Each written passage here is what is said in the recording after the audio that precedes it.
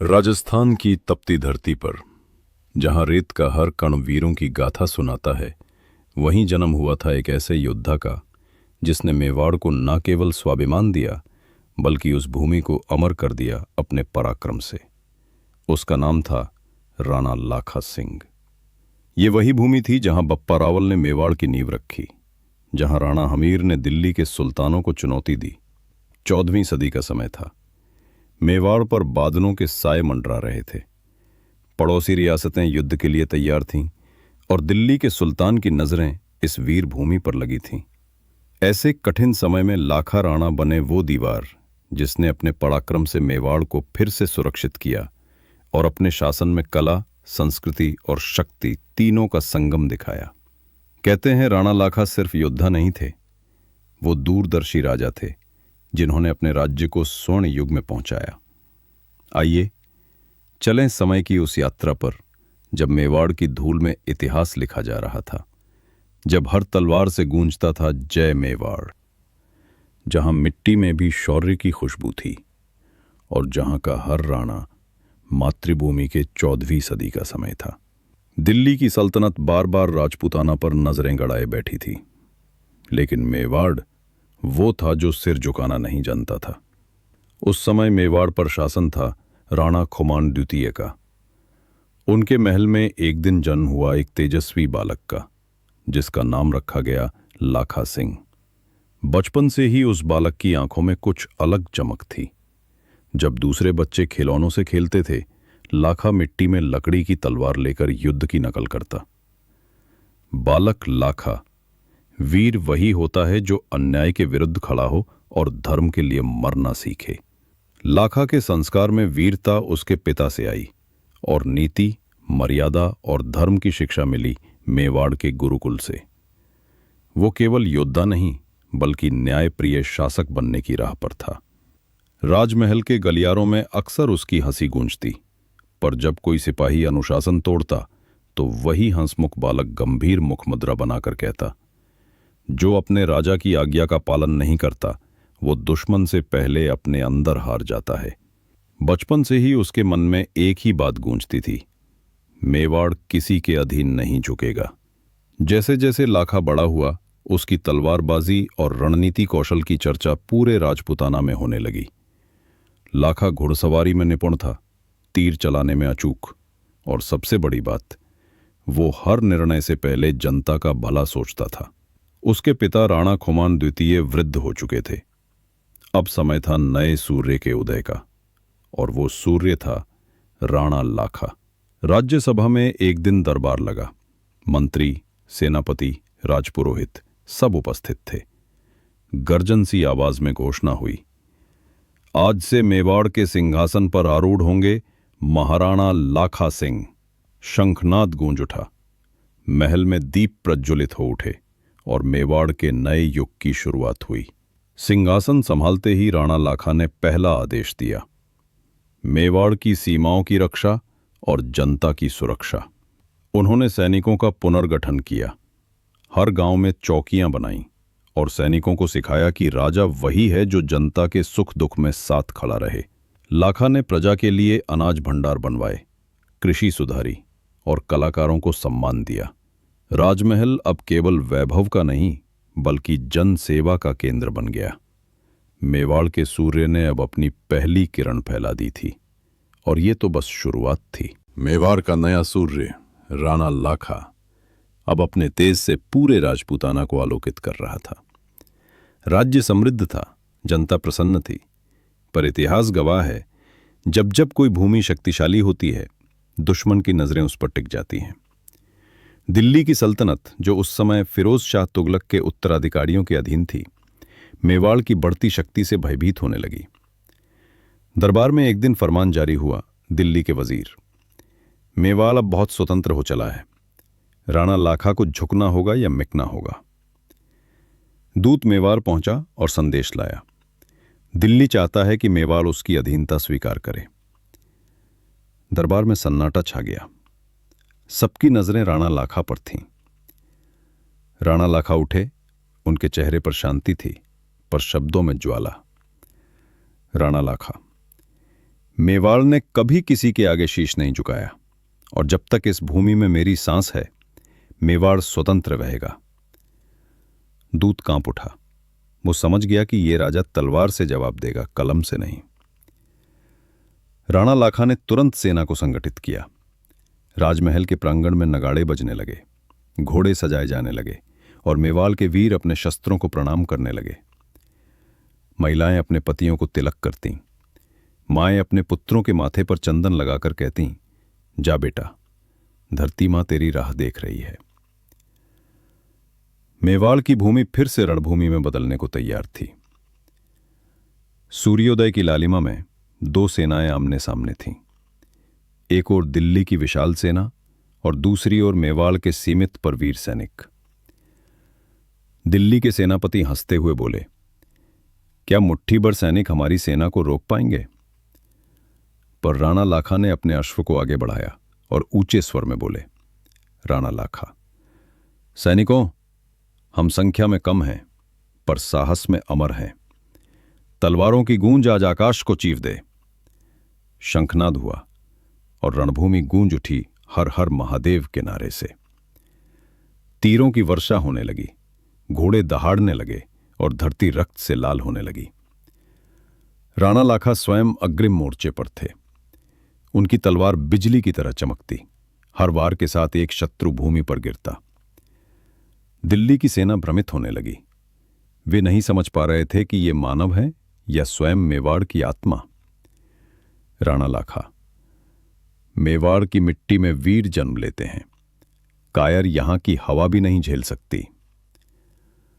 युद्ध कई दिनों तक चला, पर अंततः दिल्ली की सेना पीछे हटने को मजबूर हुई। राणा लाखा ने अपनी तलवार ऊंची उठाई और कहा, राणा लाखा, ये विजय केवल मेरी नहीं, ये उस हर मां की है जिसने वीर जन्मे हैं। मेवाड़ की विजय ने पूरे राजपूताना को गर्व से भर दिया। राजपूत राज्य एकजुट होने लगे। राणा लाखा अब केवल मेवाड़ के नहीं बल्कि राजपूताना के प्रतीक बन चुके थे। युद्ध के बाद महल में दीपक जलाए गए। जनता नाचती गाती जयकारे लगाती, जय लाखा राणा की, मेवाड़ अमर रहे। लेकिन राणा लाखा के हृदय में गर्व के साथ साथ एक प्रश्न भी जन्मा, कब तक हमें अपने ही भाइयों से युद्ध करना पड़ेगा? धीमे स्वर में यह प्रश्न उनके जीवन की सबसे बड़ी प्रेरणा बना और उन्होंने ठाना कि अब मेवाड़ केवल युद्ध नहीं करेगा बल्कि शांति, समृद्धि और कला का युग लाएगा। युद्ध समाप्त हो चुका था, मेवाड़ विजयी हुआ था, पर राणा लाखा का हृदय केवल विजय की लालसा से नहीं बल्कि अपने राज्य की उन्नति के स्वप्न से भरा हुआ था। राणा लाखा जानते थे, सच्चा राजा वो नहीं जो केवल युद्ध जीते, बल्कि वो है जो अपने लोगों का जीवन बदल दे। मेवाड़ का पुनर्निर्माण राणा लाखा ने तुरंत राज्य में सुधार कार्य शुरू किए। वो दिन रात जनता के बीच रहते, गांव का हाल पूछते, किसानों से बातें करते और सैनिकों के परिवारों का ध्यान रखते। एक दिन राणा लाखा ने सभा में कहा, जब तक जनता सुखी नहीं, राज्य की दीवारें भी अधूरी हैं। मैं चाहता हूं मेवाड़ के हर घर में दीपक जले। उनके आदेश से पूरे राज्य में तालाब, कुएं, बाग बगीचे और किलों का निर्माण शुरू हुआ। उन्होंने प्रसिद्ध लाखोता किला, जागदेवी मंदिर और कई सुंदर स्थापत्य बनवाए जो आज भी उनके युग की शान है। किसानों और व्यापार का उत्थान। राणा लाखा ने व्यापारियों के लिए सुरक्षित मार्ग बनाए और किसानों के लिए जल संरक्षण की योजनाएं शुरू की। उन्होंने कहा, राज्य की शक्ति उसकी तलवार से नहीं बल्कि उसके हल और चक्की से मापी जाती है। मेवाड़ की मिट्टी में अब फसलें लहलहाने लगी और चारों ओर समृद्धि की लहर दौड़ पड़ी। कला और संस्कृति का पुनर्जागरण। युद्ध की गूंज अब वीणा की ध्वनि में बदल चुकी थी। राणा लाखा ने संगीत, चित्रकला और मूर्तिकला को नया जीवन दिया। देश भर से कलाकार, कवि और नर्तक मेवाड़ आने लगे। राजमहल की दीवारें चित्रों से सजने लगीं मंदिरों में शिल्पकारों की कला जीवित हो उठी। कवि दरबार में, महाराणा, आपकी वीरता जितनी अटल है, आपका हृदय उतना ही कोमल है। और सच में लाखा राणा की पहचान अब केवल योद्धा नहीं, बल्कि संस्कृति के रक्षक के रूप में होने लगी थी। प्रजावत्सल राजा एक दिन राणा लाखा वेश बदलकर नगर भ्रमण पर निकले। उन्होंने देखा एक गरीब किसान अपने बेटे को कहते हुए रो रहा था, हमारे खेत सूख रहे हैं, अब फसल नहीं बचेगी। राणा लाखा ने तुरंत अपने मंत्रियों को बुलाया। जहां फसल सूखती है वहां मेरे महल का सुख व्यर्थ है।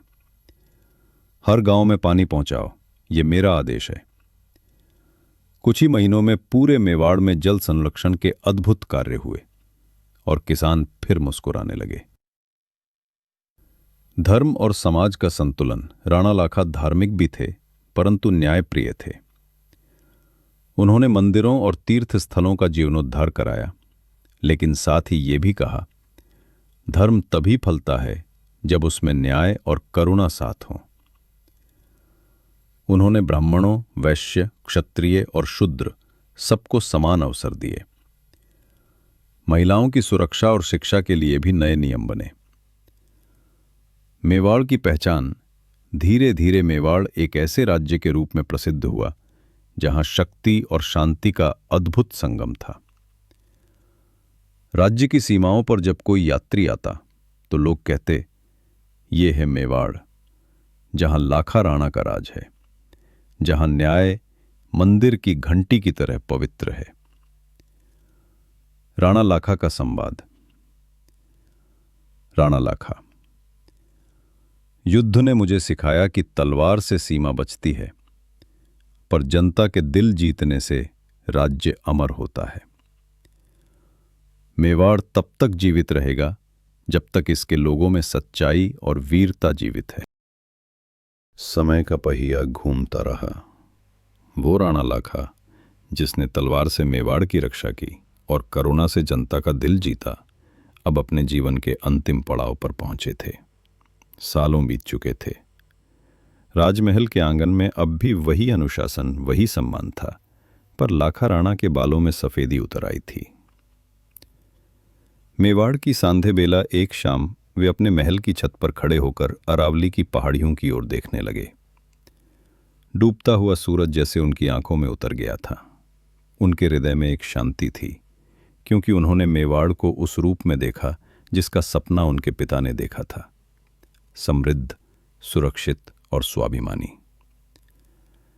राणा लाखा, हे मेवाड़, अब तू मेरे बिना भी अमर रहेगा, क्योंकि तेरी मिट्टी में अब वीरता की जड़ें गहरी हो चुकी हैं। उत्तराधिकारी की तैयारी। राणा लाखा जानते थे, हर युग को नई पीढ़ी की जरूरत होती है। उन्होंने अपने पुत्र राणा मोकल को शासन की शिक्षा दी और कहा, बेटा, राजा की सबसे बड़ी शक्ति उसकी जनता का विश्वास होता है। यदि जनता तुझ पर विश्वास करे तो किसी शत्रु की तलवार तुझे नहीं गिरा सकती। मोकल ने प्रण लिया, पिताजी, मैं आपके आदर्शों पर चलूंगा और मेवाड़ की आन बान को कभी झुकने नहीं दूंगा। अंतिम सभा दरबार में आखिरी बार नगाड़े बजे।